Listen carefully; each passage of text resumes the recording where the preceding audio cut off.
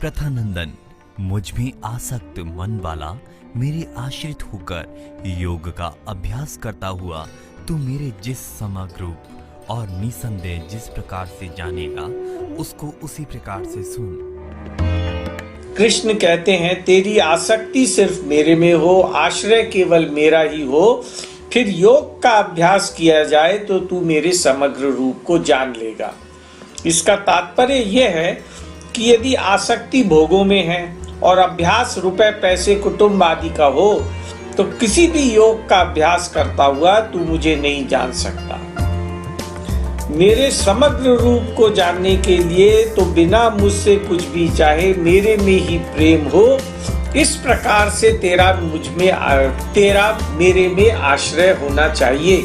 श्री कृष्ण से संबंध का नाम योग है और उसे अखंड रूप से मानने का नाम युंजन है।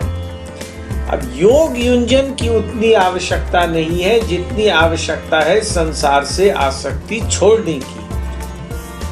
सब कुछ कृष्ण ही है, यही है कृष्ण का समग्र रूप। तेरे लिए मैं यह विज्ञान सहित ज्ञान संपूर्णता से कहूंगा, जिसको जानने के बाद फिर इस विषय में जानने योग्य अन्य कुछ भी शेष नहीं रहेगा। यहाँ श्री कृष्ण कहते हैं कि भैया अर्जुन, अब मैं स्वयं समग्र भगवान तुझे विज्ञान सहित ज्ञान कहूंगा तथा संपूर्णता से कहूंगा।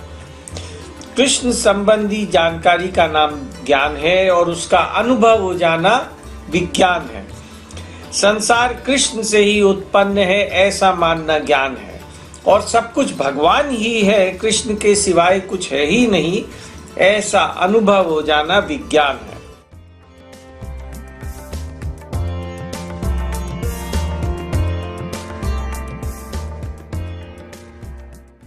हजारों मनुष्यों में कोई एक सिद्धि कल्याण के लिए यत्न करता है और उन यत्न करने वाले सिद्धों मुक्त पुरुषों में कोई एक ही मुझे यथार्थ रूप से जानता है। धन, मान, बड़ाई, भोग पदार्थ आदि नाशवान वस्तुओं के संस्कार रहने से, उन विषयों का संग होने पर, उन विषयों में रुचि होने पर भी जो अपने उद्देश्य में कभी विचलित नहीं होते, ऐसा कोई एक पुरुष ही सिद्धि के लिए प्रयत्न करता है। भगवत प्राप्ति के लिए प्रयत्न करना ही सिद्धि के लिए प्रयत्न है। वास्तव में भगवत प्राप्ति दुर्लभ या कठिन नहीं है, प्रत्युत सच्ची लगन से तत्परता पूर्वक लगने वाले बहुत कम हैं। इसीलिए भगवान कहते हैं कि हजारों में से कोई एक सिद्धि के लिए प्रयत्न करता है।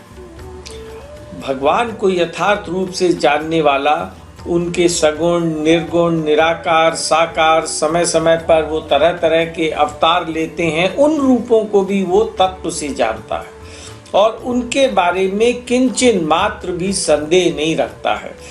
केवल निर्गुण को जानने वाला कृष्ण को तत्व से नहीं जानता है, प्रत्युत सगुण निर्गुण दोनों को जानने वाला ही भगवान को तत्व से जानता है।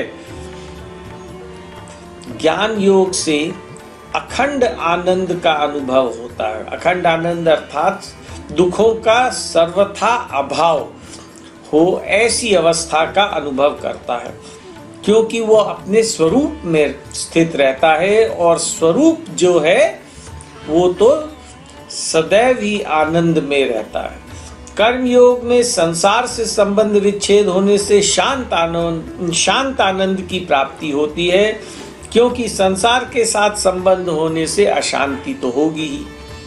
किंतु जिसमें भक्ति के संस्कार हैं और जिस पर कृष्ण की कृपा है, उसको अखंड आनंद या शांत आनंद से संतोष नहीं होता, उसके अंदर तो अनंत आनंद की भूख होती है। अनंत आनंद अर्थात जो आनंद हर पल बढ़ता रहे, और भक्ति योग से उसी अनंत आनंद की प्राप्ति होती है।